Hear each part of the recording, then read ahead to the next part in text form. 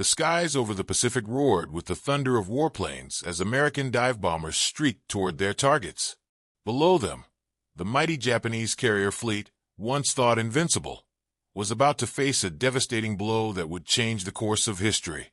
The Battle of Midway had begun, and the fate of the Pacific hung in the balance. The attack on Pearl Harbor had sent shockwaves through the United States, igniting a fierce determination to strike back against the Empire of Japan.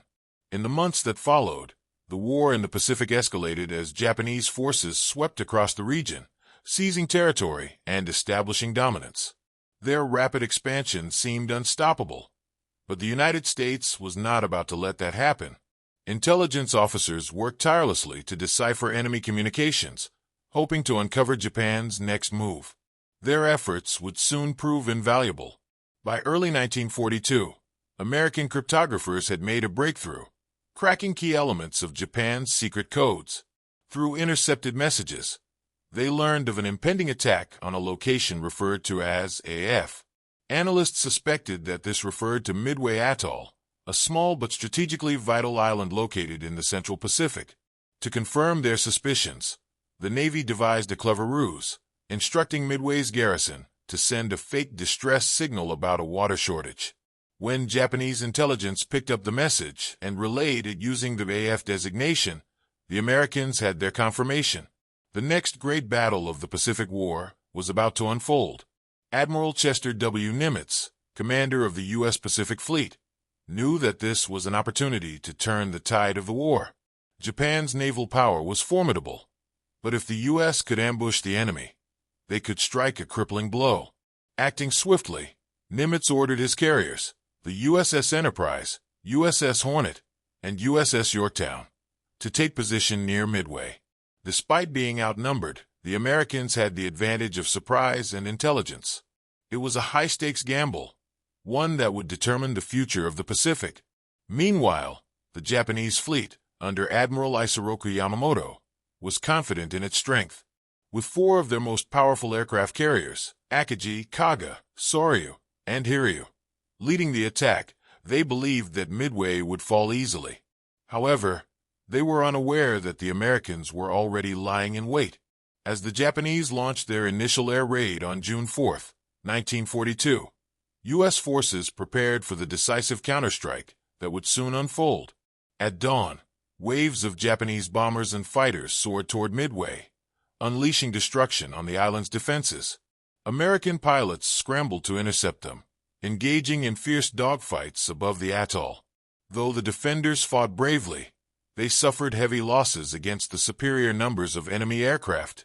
As smoke and fire rose from the battered island, the Japanese commanders believed they were on the path to victory.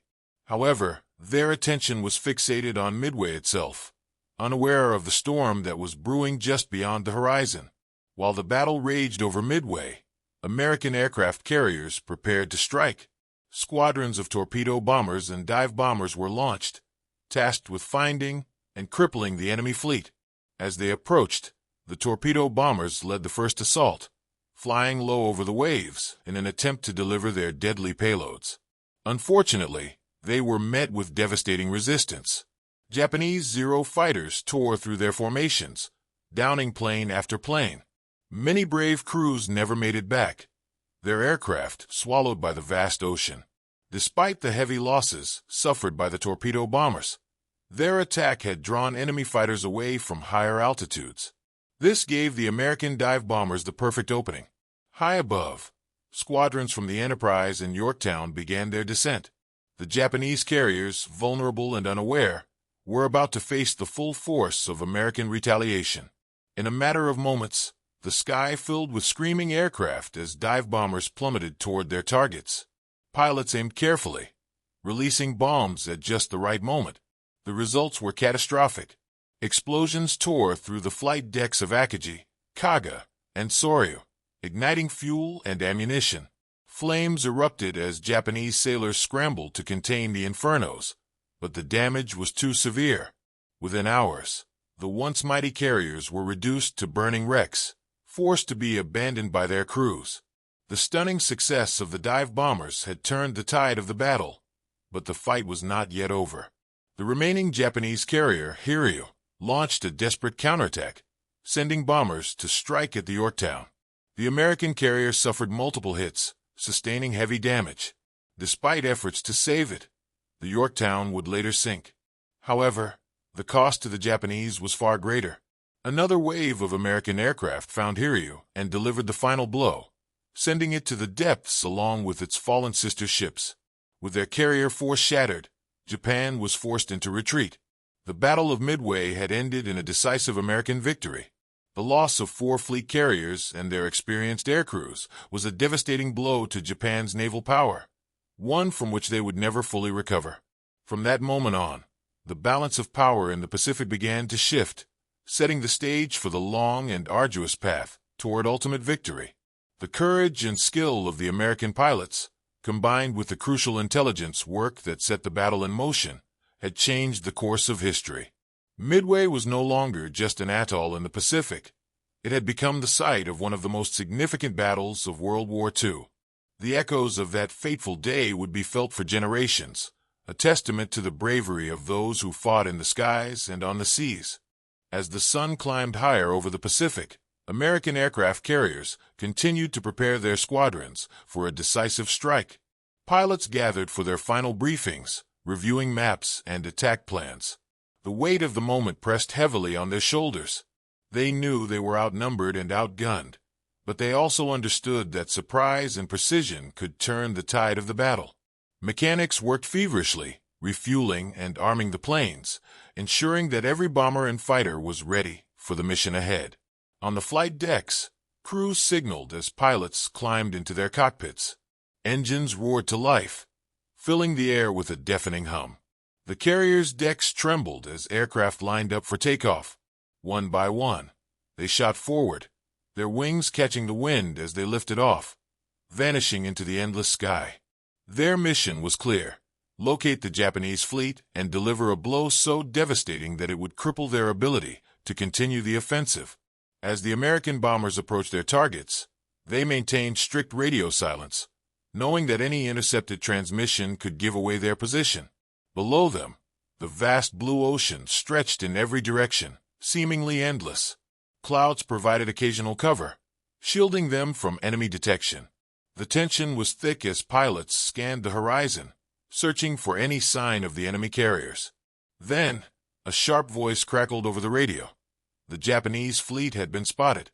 From their altitude, the American pilots could see the carriers moving in formation, their decks bustling with activity.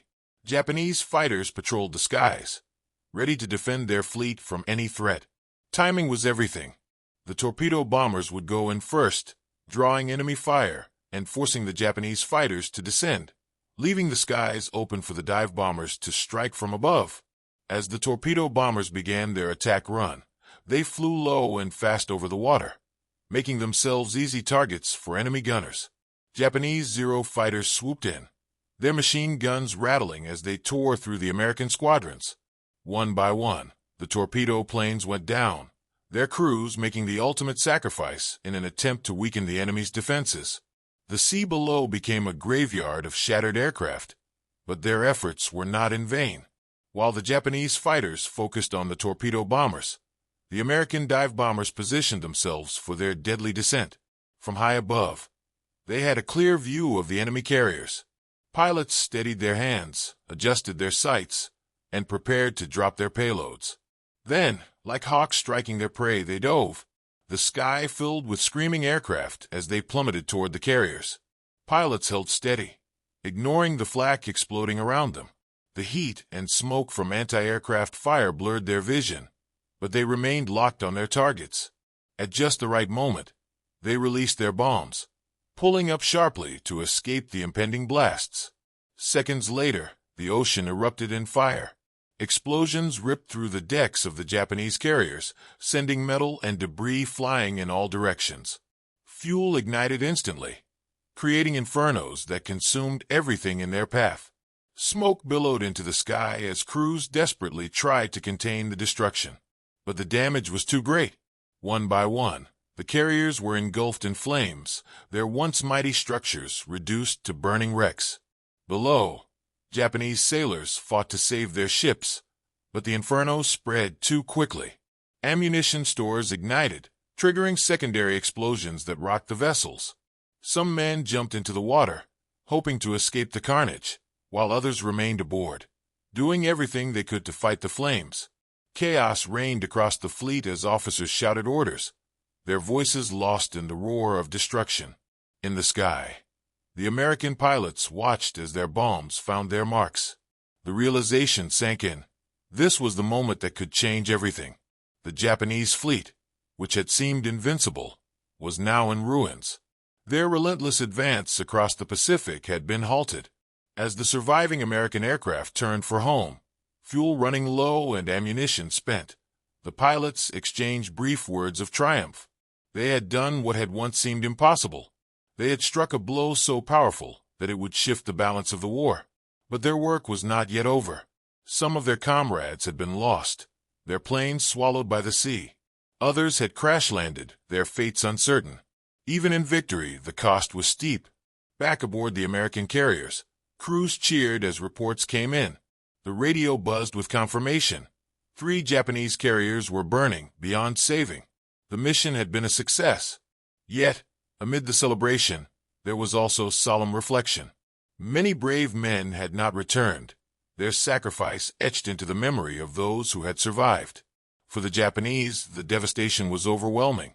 Their carriers, the pride of their navy, were now smoldering ruins. The realization dawned that they had underestimated their enemy. What had been planned as a decisive victory had turned into a disaster. The American forces had outwitted and outmaneuvered them, using intelligence, courage, and skill to dismantle their fleet. As the sun began to set, the flames still raged on the horizon, marking the graves of ships that had once ruled the Pacific. The Battle of Midway was far from over, but its outcome was now clear. The momentum had shifted, and Japan would never fully recover from the losses suffered that day. The tide of war had turned, setting the stage for the long and grueling battles that would follow. But for now, the American forces had dealt a decisive blow, proving that even the mightiest fleets were not invulnerable when faced with determination and skill. Smoke still curled into the sky as the battered remnants of the Japanese fleet struggled to regain control. Fires raged across the decks of the crippled carriers, their once proud hulls now twisted and broken. Sailors fought desperately to extinguish the flames, but the damage was beyond repair. Explosions rocked the burning vessels as fuel and ammunition continued to ignite, sending debris into the air and scattering men into the sea.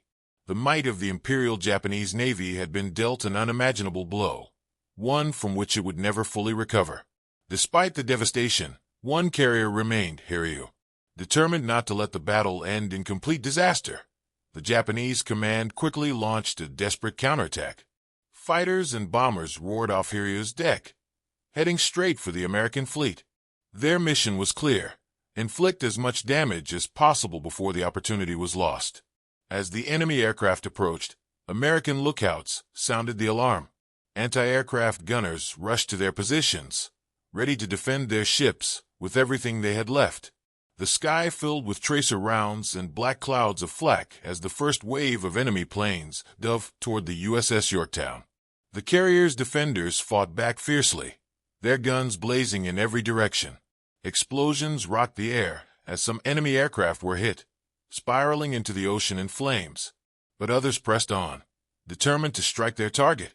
Bombs rained down, and in seconds, the Yorktown shuddered under the impact of direct hits. Fire erupted along the deck as men scrambled to control the damage. Smoke poured from the wounds in the ship's hull, and water surged into compartments below. The crew fought valiantly, sealing off flooded areas and working frantically to keep the carrier afloat. For a moment, it seemed as though they might succeed, but another wave of enemy bombers appeared on the horizon, undeterred by the heavy defenses. This time, the attack was even more devastating. Torpedoes streaked through the water, striking the already weakened vessel with deadly precision. The Yorktown lurched violently, listing to one side as seawater rushed into her interior. Despite every effort to save her, the damage was too great. The order was given to abandon ship. Lifeboats were lowered, and crew members leaped into the ocean, their hearts heavy as they watched their ship slowly sink beneath the waves. Though the loss of the Yorktown was a blow, the battle was far from over. The surviving American pilots had already set their sights on the last remaining enemy carrier. As Hiryu's crew scrambled to launch another wave of attacks, U.S. dive bombers once again streaked toward their target. The Japanese defenders fought fiercely, anti-aircraft guns filling the sky with deadly fire. But the Americans had learned from earlier assaults, evading enemy fire as they lined up for their final strike. With deadly accuracy, they released their payloads. The bombs hit their mark, detonating deep within the carrier's interior. The explosions ripped through the ship, tearing apart steel and igniting fuel stores. Fire engulfed the vessel in an instant, and thick black smoke billowed into the air. Hiryu's crew fought to control the inferno, but the flames spread too quickly. The heat became unbearable, forcing men to abandon their posts and dive into the sea.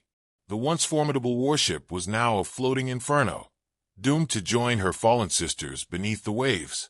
As the last of the Japanese carriers burned, the American fleet regrouped.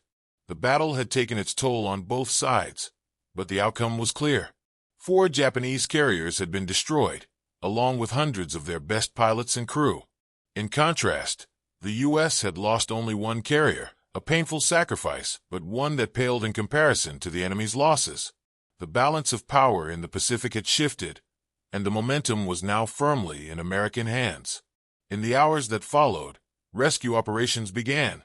Survivors from both sides were pulled from the ocean, some clinging to pieces of wreckage, others barely conscious after hours in the water. For many Japanese sailors, it was a bitter fate. Their empire had promised dominance, but now they found themselves prisoners of war, their once mighty fleet shattered beyond repair. Back on the American carriers, there was little time for celebration. Crews worked tirelessly to repair damaged ships, treat the wounded, and prepare for whatever came next. The victory at Midway had been decisive, but the war was far from over.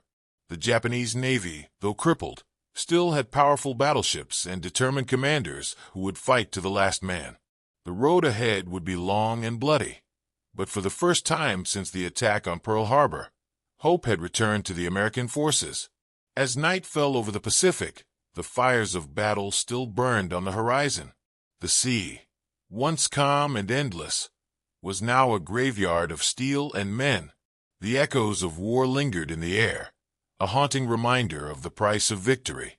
For the pilots and sailors who had fought that day, the memory of Midway would never fade. They had faced impossible odds and emerged victorious, proving that courage, skill, and determination could overcome even the most formidable enemy. The Battle of Midway was not just a triumph of military strategy. It was a turning point in history. The Japanese advance had been halted, and from this moment on, the tide of war would flow in favor of the Allies. Though many more battles lay ahead, Midway had shown the world that the forces of tyranny were not invincible. The war in the Pacific was far from over, but the course had been set, and in the hearts of those who had fought, one truth remained clear. The sacrifice had not been in vain. The battle had ended, but the aftermath remained. Fires continued to burn on the wreckage of the sunken Japanese carriers, their steel hulls still visible beneath the waves. The survivors, both American and Japanese, floated in the vast ocean, waiting for rescue or contemplating the fate that had befallen them. The sea, which had been a battleground just hours before, was now eerily quiet, save for the occasional groan of a sinking vessel or the distant cries of stranded sailors. Aboard the American carriers, pilots returned to their ships, many running on nothing but adrenaline and exhaustion. Deck crews rushed to meet them, guiding them in as their fuel tanks neared empty. Some planes came back riddled with bullet holes, others missing sections of their wings, but their pilots had made it home. Mechanics worked quickly, assessing the damage, refueling, and preparing for whatever came next. The men on deck knew what they had just accomplished, but there was no time for celebration. The war was still raging, and this victory was only the beginning. For those who had survived the sinking of the Yorktown, rescue ships arrived to pull them from the sea. Some were injured, suffering burns from the fires that had consumed their ship. Others simply floated in silence, the weight of the battle pressing down on them. They had fought bravely, but they had also lost comrades, men who would never return home. The sight of their ship disappearing beneath the waves was a wound that would take time to heal. On the Japanese side, the situation was far grimmer. Thousands of sailors had been thrown into the ocean, their once proud fleet reduced to ruin. Some clung to floating debris, their uniforms soaked in oil and seawater, watching helplessly as their carriers burned in the distance. For the first time in the war, they had suffered a loss so catastrophic that it seemed unimaginable. The Imperial Navy had been built on the belief that they were invincible, that their dominance over the Pacific was assured. Now that belief had been shattered. News of the defeat soon reached the highest ranks of the Japanese military. Admiral Isoroku Yamamoto, the mastermind behind the attack on Pearl Harbor, received word that 4 of his most powerful carriers had been lost. He had always feared that Japan's rapid expansion could lead to overextension, that their resources and manpower could not sustain a prolonged conflict. Now, with their best ships gone and their most experienced pilots lost, those fears were becoming a reality. The balance of power had shifted, and Japan was now on the defensive. Back in the United States, the victory at Midway sent waves of hope across the nation. Since the attack on Pearl Harbor, Americans had been searching for a sign that they could overcome the overwhelming strength of the enemy. Now they had it. Newspapers printed headlines declaring the triumph, and military leaders recognized that this was the turning point they had been waiting for. The Japanese had been stopped, and from this moment on, the momentum would be in favor of the Allies. Despite the success, the war was far from over. The Pacific was vast, and Japan still held control over countless islands and strongholds. The battles ahead would be just as brutal, just as costly. The men who had fought at Midway understood this well. They knew that while they had won a decisive victory, they would have to fight again and again, each battle bringing them one step closer to the ultimate goal of defeating Japan completely. As the sun set over the Pacific, the waters were still littered with the remains of war. The wreckage of planes, shattered ships, and drifting life rafts served as silent reminders of the fierce battle that had taken place. The sea, which had swallowed so many that day, would forever hold the memories of those who had fought and fallen. For the sailors and pilots who had survived, Midway was more than just a battle. It was a testament to their courage, skill, and resilience. They had faced an enemy that had seemed unstoppable and emerged victorious. They had turned the tide of the war, proving that determination and strategy could overcome even the greatest of odds. The war would continue, with more battles to be fought, more sacrifices to be made. But Midway had changed everything. The Japanese fleet, once the most feared in the Pacific, had been broken. And for the first time since the war had begun, the Allies could see the path forward.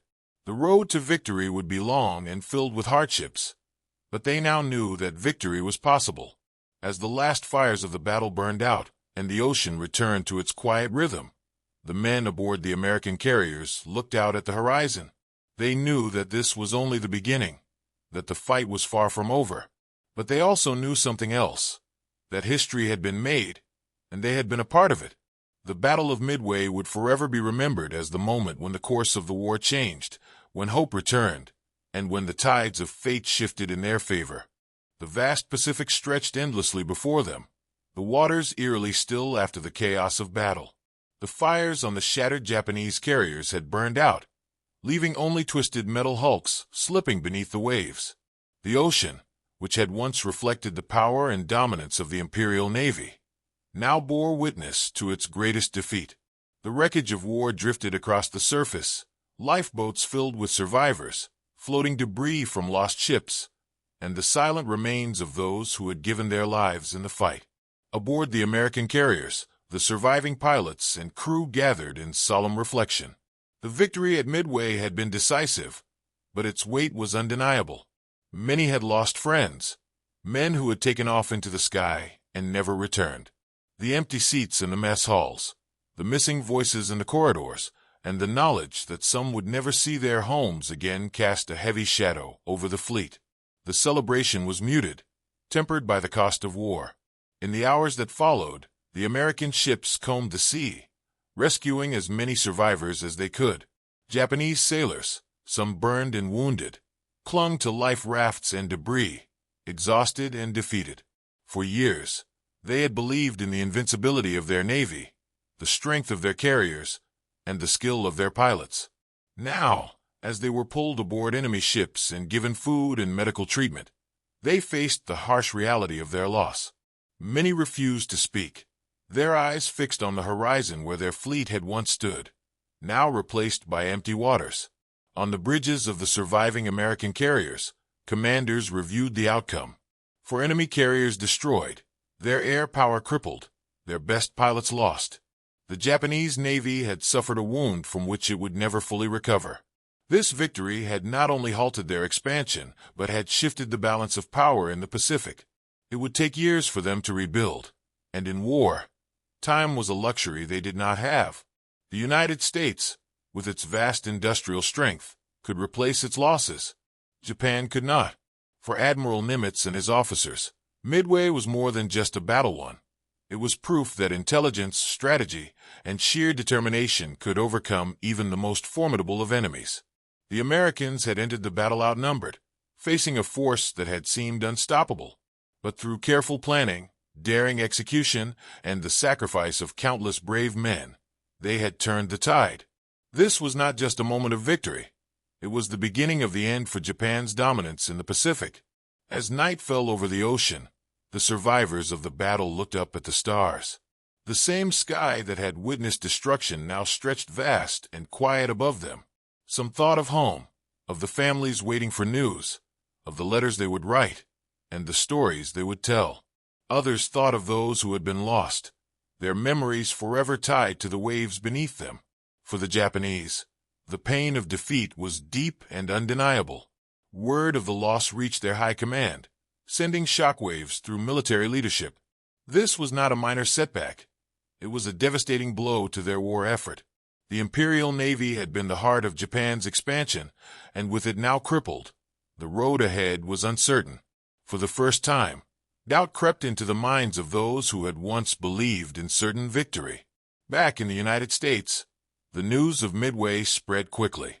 After months of suffering losses, of hearing about Japanese victories across the Pacific, Americans finally had reason to believe that the war could be won. The newspapers called it a miracle, a turning point, a triumph against impossible odds. But for those who had fought, it was not luck or fate that had secured their victory. It was skill, courage, and sacrifice. As the fleet turned toward home, the men aboard the carriers knew that this war was far from over. There would be more battles, more losses, and more hardships ahead. But Midway had proven something critical. Japan was not invincible. The American forces had stood their ground, struck back, and emerged victorious. The Pacific, once dominated by the Imperial Navy, was now open for the Allies to take the offensive. In the coming months and years, the battles of Guadalcanal, the island-hopping campaigns, and the final push toward Japan would take shape. But all of it had started here, at Midway, where a determined force had refused to surrender to fear. The waves continued to roll over the wreckage left behind, slowly claiming the remains of the battle. The ocean, which had seen the rise of empires and the fall of mighty fleets, would remember this moment long after the last survivor had faded into history. The war was not over, but the tide had turned. For the men who had fought and survived, Midway would never be just another battle. It was a testament to their bravery, to the sacrifices made, and to the future they had secured. And as they sailed toward the next chapter of the war, they carried with them the knowledge that, against all odds, they had changed the course of history.